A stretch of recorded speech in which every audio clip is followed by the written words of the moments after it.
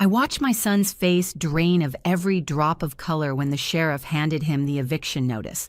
Behind me stood the actual property owner, me, and behind him stood the couple he'd been illegally collecting rent from for 3 months. The same couple who'd been kind enough to call me in my hospital bed and tell me what was really happening to my house. My name is Diane Mitchell. I'm 72 years old, and I want to tell you about the day I discovered that nearly dying wasn't the worst thing that happened to me this year. Before we get into this, I'd love to know, where are you watching this from? Drop your location in the comments. I'm telling you this story because I need you to understand that sometimes the people who hurt us most are the ones we raised with our own hands. Let me take you back to March of this year. I'd been living in my 3-bedroom colonial in Portland, Oregon for 42 years. My late husband David and I bought it in 1982 when our son Trevor was just 2 years old. We raised him in that house. Every bedroom had memories painted on the walls. David passed 8 years ago, and I'd lived alone since then, perfectly content with my garden, my book club, and my weekly dinners with Trevor and his wife Shayna. I thought I was one of the lucky ones. My son visited every Sunday. He mowed my lawn without being asked. He fixed my leaky faucet last fall. Shayna baked me banana bread every other week, my favorite. When they'd been married 5 years ago, I'd given them a substantial gift of $25,000 to help with their down payment. I thought we were close. I thought I knew them. March 19th changed everything. I was in my kitchen making coffee when the right side of my body stopped working. Just stopped. The mug slipped from my hand and shattered on the tile floor, but I couldn't look down at it because my neck wouldn't turn. I tried to call out, but my words came out slurred and wrong. I managed to hit the medical alert button I wore around my neck, the one Trevor had insisted I get 6 months earlier. Now I understand why he was so adamant about it. He was planning ahead. The paramedics arrived within 8 minutes. By the time they loaded me into the ambulance, I couldn't feel the entire right side of my body. The ER doctor told me later I was having a significant ischemic stroke. They administered the clot-busting medication just in time. The doctor said another 20 minutes and I might not have made it, or I would have had permanent severe damage. I spent 4 days in the ICU. Trevor and Shayna visited twice. Twice. Trevor held my hand on day 2 and told me not to worry about anything. He said he'd take care of everything. He said I should focus on getting better and not stress about the house or bills or any of it. He took my house keys from my purse, said he needed them to check on things, water my plants, get my mail. I was so grateful. I squeezed his hand with my left one, the only one that still worked properly, and I felt tears run down my face because I thought my son loved me. What a fool I was. They transferred me to a rehabilitation facility on March 23rd. The place was called Riverside Recovery Center, and it was where I'd spend the next 3 months learning how to walk again, how to use my right hand again, how to speak clearly again. The first week was the hardest. I couldn't shower myself. I couldn't cut my own food. I needed help getting dressed, help using the bathroom, help with everything that I'd been doing independently for 7 decades. The loss of dignity was crushing. I'd lie in that hospital bed at night staring at the ceiling, listening to other patients crying or calling for nurses, feeling like my body had betrayed me, wondering if I'd ever go home again. The other patients became my community. There was Martha in the room next to mine, recovering from a car accident. James down the hall was relearning to speak after his second stroke. We'd encourage each other during therapy sessions, celebrate tiny victories like taking 3 steps without assistance or buttoning a shirt with one hand. These strangers became my support system because my own son couldn't be bothered to show up. Trevor visited me on March 25th, just that once in the first 2 weeks. He stood at the foot of my bed with his hands in his pockets and told me the rehabilitation was going to take a long time. He said the doctors told him I might be there for 6 months, maybe longer. That wasn't what my doctors told me, but I was so foggy from medications and exhaustion that I just nodded. He said I shouldn't worry about the house. He'd make sure everything was taken care of. Then he said something that didn't quite register at the time. He said, "Mom, you know, that big house is just sitting there empty. It seems like such a waste of space and utilities. I mumbled something about it being fine, that I'd be home soon. He smiled, this tight smile that didn't reach his eyes, and said, "Sure, Mom, sure you will." He left after 15 minutes. Shayna never came at all during those first 3 weeks. When I asked Trevor about her during his one brief phone call, he said she was busy with work, too busy to visit her mother-in-law recovering from a stroke. That should have told me something. April came, and my rehabilitation was progressing better than expected. I was walking with a walker. My speech was improving every day. My right hand was getting stronger. My physical therapist, Marcus, told me I was one of his star patients. He said if I kept working this hard, I could potentially go home by early June, maybe even late May. I was so focused on my recovery that I didn't think much about the house. I assumed it was just sitting there, waiting for me. My mortgage had been paid off for 15 years, so there were no payments to worry about. I had automatic bill pay set up for utilities. Trevor had access to my accounts to handle anything that came up. I'd given him power of attorney years ago when David died, just in case something like this ever happened. I trusted him with everything I had. On April 7th, I got a phone call that changed everything. I was in my room after lunch, practicing my hand exercises, when my cell phone rang. It was a number I didn't recognize, local area code. I almost didn't answer, but something made me pick up. "Mrs. Mitchell?" A woman's voice, youngish, uncertain. "Yes, this is Diane." "Mrs. Mitchell, my name is Amanda Torres. I'm calling because I think there's something you should know. My husband and I were renting your house on Maple Street." I went completely still. "I'm sorry, what?" "We're renting your house. We moved in on April 1st. Your son, Trevor, he's the one who showed us the property and handled everything. We signed a lease with him and his wife, Shayna. But Mrs. Mitchell, something doesn't feel right about this whole situation." My heart was pounding so hard I could hear it in my ears. "What do you mean you're renting my house? I'm recovering from a stroke. I'm coming home soon." There was a long pause. Then Amanda said very quietly, "Mrs. Mitchell, Trevor told us the house belonged to him and his wife. He said they inherited it recently. He never mentioned you at all." The room started spinning. I gripped the edge of my bed with my good hand. "Are you there right now?" I asked. "In my house?" "Yes. Mrs. Mitchell, I'm so sorry. When we moved in, I found some things. Photos, documents in a drawer in the bedroom. Photos of you and an older man dated just a few years ago. Documents with your name on them, tax papers from last year. I started putting things together and realized something was very wrong. I found your phone number on one of those documents. Trevor doesn't know I'm calling you." I want to pause here for just a second. If you're finding this story unbelievable, if you're thinking there's no way someone could do this to their own mother, please hit that subscribe button, because what happens next is going to show you just how far greed and betrayal can go, even within families. And trust me, you won't want to miss how this ends. "Amanda," I said, my voice shaking, "can you tell me exactly what's happening? Every detail." Over the next 30 minutes, Amanda Torres told me everything. She and her husband Carlos had been looking for a rental house in a nice neighborhood. They'd found the listing on Craigslist, my house, advertised for $2,000 a month. Trevor had shown them the property, told them it belonged to him and Shayna, said they'd inherited it and decided to rent it out for extra income. He'd seemed professional, friendly, showed them around like he owned the place. They'd signed a lease, paid first month's rent, last month's rent, and a security deposit. $5,000 total, cash, handed directly to Trevor. Amanda said Trevor and Shayna had cleared out a lot of my personal belongings, but left some furniture. They told the Torres couple the furniture came with the house.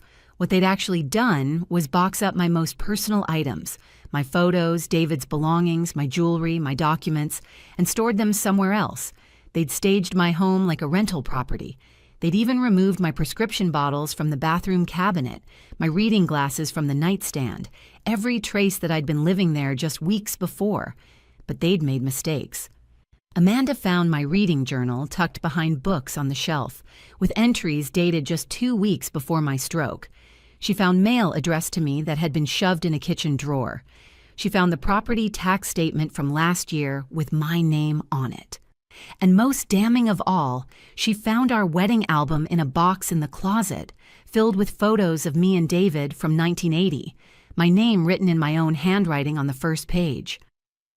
"Mrs. Mitchell," Amanda said, her voice thick with emotion, "Carlos and I are good people. We work hard.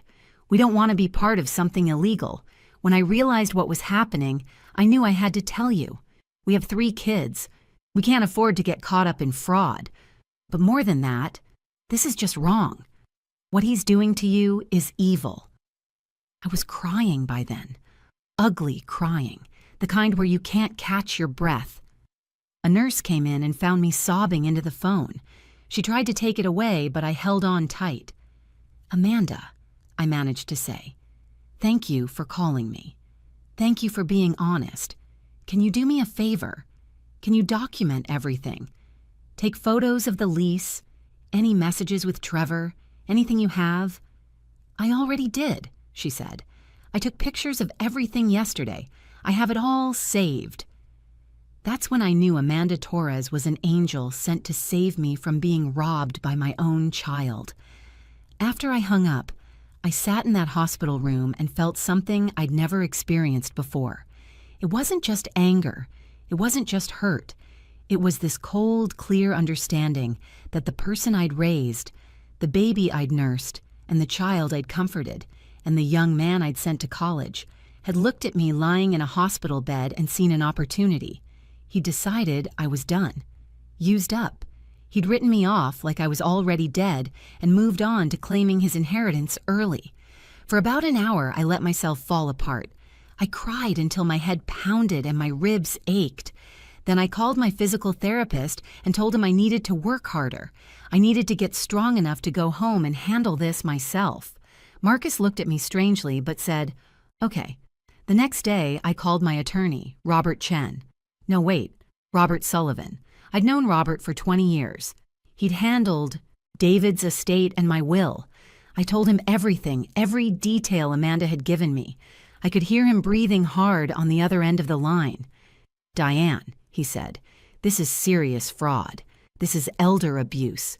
This is potentially criminal." "I know," I said. "What do I do?"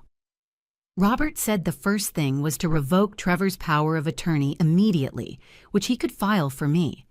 The second thing was to document everything. The third thing was to contact the police. But he suggested we gather all our evidence first and present a complete case.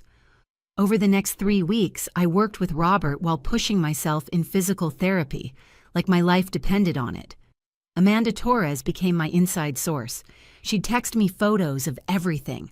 The lease Trevor had drawn up on some generic template he'd printed off the internet, the Craigslist listing, his text messages about the rent being due.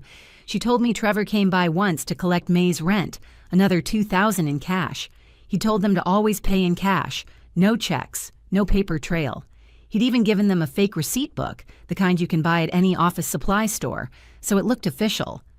My son was stupid and greedy, a terrible combination. I also learned from Amanda that Trevor and Shayna had told their friends they were house-sitting for me while I recovered. They'd been throwing parties at my house. My neighbors had seen cars parked up and down the street on weekends. Mrs. Patterson next door had asked Trevor if everything was okay, if I was coming home soon. Trevor had told her the prognosis wasn't good, that I'd probably need to go into permanent care. He'd actually stood on my front porch and told my neighbor of 20 years that I was never coming home. He'd been telling people I was dying, while I was fighting every single day to get stronger, to prove the doctors wrong about recovery timelines. My son was out there planning my funeral and spending my money. I also discovered through Amanda that Shayna had been using my kitchen, cooking meals with my pots and pans, having her friends over for wine nights in my living room. They'd treated my home like their personal vacation house. The disrespect wasn't just financial. It was complete erasure of my existence. By early May, I was walking without the walker. My right hand could grip things again. My speech was clear. My doctor said I was recovering remarkably well, that I could likely go home by mid-May if I continued to progress. He seemed surprised by my rapid improvement. He didn't know I was fueled by pure rage and determination. Robert Sullivan built the case carefully. We had Amanda's evidence. We pulled my bank records and saw where Trevor had been withdrawing cash. He'd made several large withdrawals over the past 2 months. We contacted my homeowner's insurance company and discovered Trevor had called them claiming to be handling my affairs, asking about the policy, details. We documented everything. Then Robert contacted the Portland Police Department and explained the situation.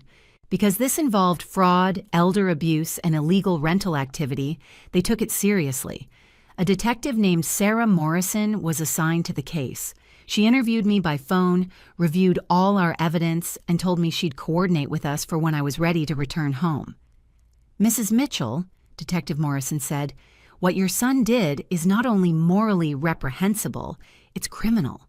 We're going to make sure this is handled appropriately. I scheduled my discharge for May 18th. Robert arranged everything with surgical precision. We coordinated with Detective Morrison. We made sure Amanda and Carlos knew exactly when to expect us. I didn't tell Trevor I was coming home. As far as he knew, I was still struggling in rehab, still weak, still not a threat. May 18th arrived on a Tuesday morning. I was dressed in real clothes for the first time in 2 months. Jeans, a sweater, comfortable shoes. I'd lost 15 pounds and my hair had gone grayer, but I felt stronger than I had in years. Robert picked me up from Riverside Recovery at 9 in the morning. We drove to the police station where Detective Morrison was waiting with 2 uniformed officers and the paperwork for Trevor's arrest. At 10:30, we pulled up to my house. My house. The home I'd lived in for 42 years, the place where I'd raised my son, the walls that held every memory of my marriage. There was a strange car in the driveway, Amanda and Carlos's sedan. The lawn had been mowed recently. My flower beds looked weedy and neglected, but the house itself looked the same. It looked like home. Robert helped me out of his car. The police cruiser pulled up behind us. Amanda opened the front door, my front door, and stepped out onto the porch. Her eyes were red, like she'd been crying. "Mrs. Mitchell," she said, her voice shaking, "he's here.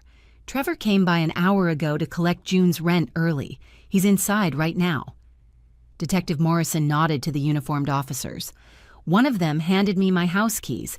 Amanda had made copies and given them to Robert last week as evidence. I held those keys in my hand, feeling their weight. "Are you ready?" Robert asked me quietly. I looked at him, this kind man who'd been David's friend and mine for 2 decades. I've never been more ready for anything in my life. I unlocked my front door and walked into my own house. The living room looked different. They'd rearranged the furniture. My wedding photo that used to hang above the fireplace was gone. In its place was some generic beach scene print from HomeGoods. I could smell someone else's cooking, someone else's life being lived in my space. I heard voices from the kitchen. Trevor's laugh. Shayna saying something about going out to dinner later.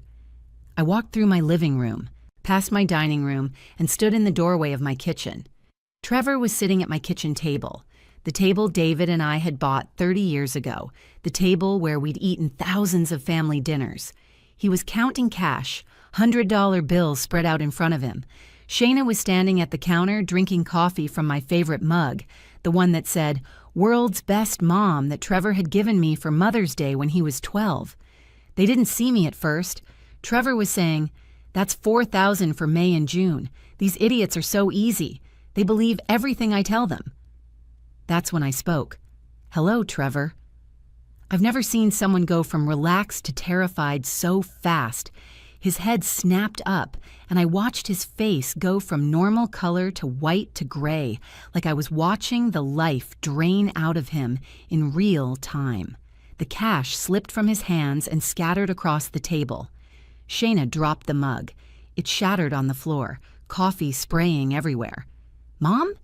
Trevor's voice came out strangled. How are you? "Home," I finished for him. "I'm home, Trevor, in my house. The house you've been illegally renting to people while telling them you inherited it. The house where you've been collecting cash payments and throwing parties and living your best life while I fought to relearn how to walk. He stood up so fast his chair fell backward. "Mom, I can explain." "Save it." I stepped aside, and Detective Morrison walked into the kitchen, followed by the two uniformed officers. "These people would like to talk to you about fraud, elder abuse, and theft." Trevor's eyes went so wide I could see white all around them. Shayna made a sound like a wounded animal. "Mrs. Mitchell," Detective Morrison said formally, "can you confirm this man is Trevor Mitchell and that he has been unlawfully leasing your property without your knowledge or consent while you were recovering from a medical emergency?" "I can confirm that," I said. My voice didn't shake, not once. "Trevor Mitchell," Detective Morrison continued, "you're under arrest for fraud, elder abuse, and theft by deception." The officer pulled out handcuffs. That's when Trevor started babbling. "Mom, please, you don't understand. We needed the money. Shayna lost her job. We have bills. I was going to tell you. I was going to give you the money. This is all a misunderstanding. Mom, please, I'm your son." I looked at this man, this stranger wearing my son's face, and I felt nothing but cold disgust. "My son died the day he decided to steal from his mother while she lay in a hospital bed," I said. "My son died when he told people I was never coming back, that I was too far gone to matter anymore. You're not my son. You're a thief who happens to share my DNA." They put the handcuffs on him. Shayna was crying, saying she didn't know. She wasn't part of it, but Amanda had text. Messages from Shayna, too, coordinating showings and discussing the rental income. They arrested her as well.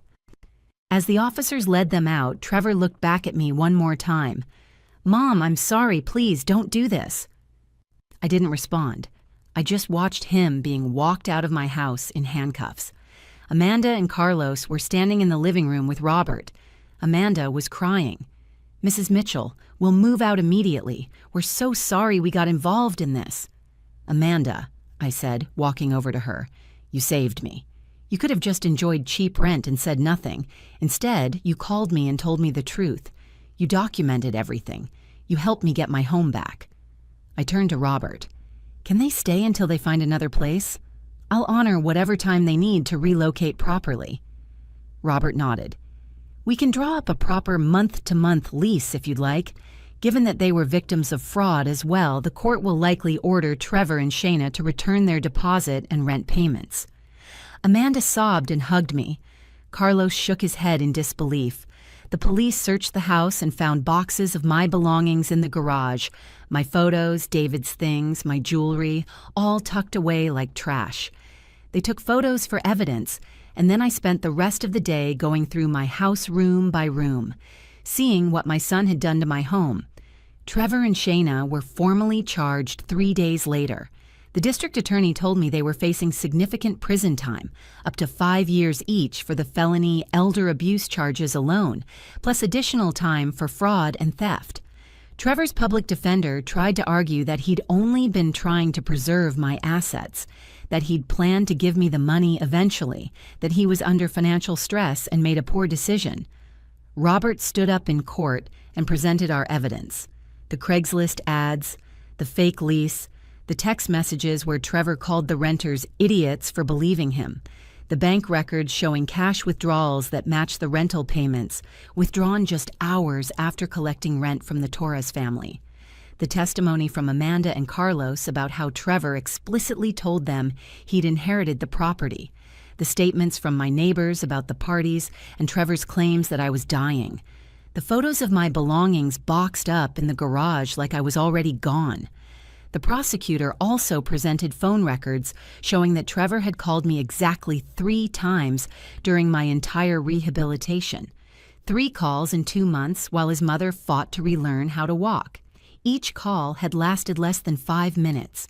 Compare that to the 17 calls he'd made to the Torres family about rent collection and property issues. The judge looked at Trevor with such contempt. She said, "You exploited your mother's medical crisis for personal gain. You attempted to steal her home while she fought to recover from a stroke. You demonstrated a pattern of deception that involved not just your victim, but innocent third parties who trusted you. This court finds your actions particularly egregious given the trust relationship involved. You didn't just commit fraud, you committed it against the woman who gave you life. Trevor's bail was set at $50,000. He couldn't make it. He sat in jail for 6 weeks before his parents, Shayna's parents, mortgaged their own house to bail them both out. By then, I'd already changed my will. Robert drafted a new one that specifically disinherited Trevor and Shayna. Every penny of my estate would go to charity. Trevor would get nothing. Not my house, not my savings, not David's life insurance policy I'd kept intact all these years, not a single photograph or dish towel. I also filed a restraining order. Trevor and Shayna were prohibited from coming within 500 feet of me or my property. In August, they took a plea deal. 3 years in prison for Trevor, 2 years for Shayna, plus 5 years probation after release, and full restitution to both me and the Torres family. They also had to cover my legal fees, nearly $30,000. I was there in court when they were sentenced. Trevor looked at me one last time before they took him away. I met his eyes and didn't look away. I wanted him to see that I was fine without him, better than fine. I'd survived the stroke. I'd survived his betrayal. I was still here, still standing in my house, still living my life. He was the one going to prison, and I was the one going home. Amanda and Carlos moved out in September after finding a house they could actually afford. The court had ordered Trevor to return all their payments, which gave them enough for a real down payment on their own place. They visit me sometimes. Last Sunday, they brought their kids over and we had dinner together. Their youngest daughter told me I remind her of her grandmother. It made me smile. Some families are the ones we're born into. Some families are the ones we choose. The Torres family chose to do the right thing when they could have just looked the other way, and for that, I'll always be grateful. I spent my 72nd birthday last month in my garden, surrounded by my book club friends, eating cake and laughing. My right hand still gets tired sometimes, and I walk with a slight limp when I'm exhausted. But I'm here. I'm alive. I'm home. Trevor will be released in 2027 if he serves his full sentence. He's written me 4 letters from prison. I've burned all 4 without reading them.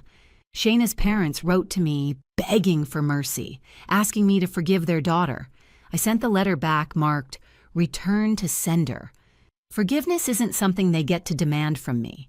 Forgiveness is something I might choose to give when I'm ready, if I'm ever ready. Right now, I'm not interested in forgiveness. I'm interested in living my life in my house with people who actually care about me. Some people tell me I was too harsh, that family should forgive family, that Trevor made a mistake. But here's what I know.